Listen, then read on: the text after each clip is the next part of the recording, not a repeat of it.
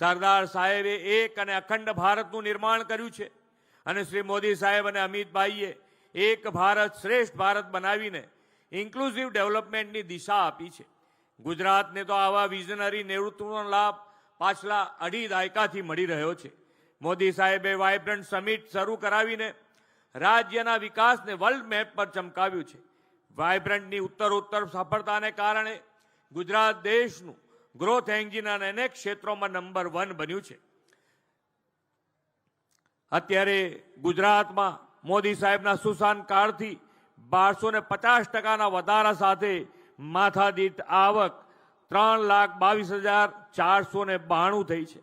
જીએસડીપીમાં પાછલા 24 વર્ષમાં આપણે 1.23 લાખ કરોડથી વધીને 22.3 લાખ કરોડ સુધી પહોંચ્યા છીએ. એટલું જ નહીં, બજેટની સાઇઝ પણ આ સમયગાળામાં 36,000 કરોડથી વધીને 3.70 લાખ કરોડ થઈ છે.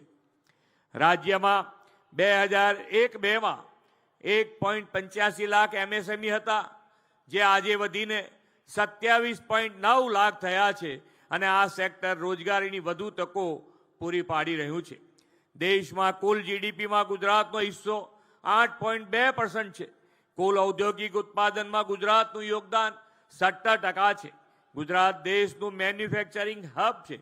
ગુજરાત એકમાત્ર રાજ્ય છે જ્યાં 4 સેમિકન્ડક્ટર પ્લાન્ટ કાર્યરત છે. છેલ્લા 4 વર્ષથી સ્ટાર્ટઅપ રેન્કિંગમાં ગુજરાત સતત નંબર 1 છે. મોદી સાહેબ અને શ્રી અમિતભાઈ શાહ સાહેબની પ્રેરણાથી ગુજરાતની આ નંબર 1 પોઝિશનને બેલેન્સ્ડ રિજિયોનલ ગ્રોથથી આગળ ધપાવવાનો આપણો નિર્ધાર છે. સ્થાનિક અર્થતંત્રને વેગ મળે, સ્થાનિક ઉત્પાદન વધે, રોજગારીનું સર્જન થાય, તે માટે આપણે 4 રિજિયોનલ વાઇબ્રન્ટ કોન્ફરન્સનું આયોજન કર્યું છે.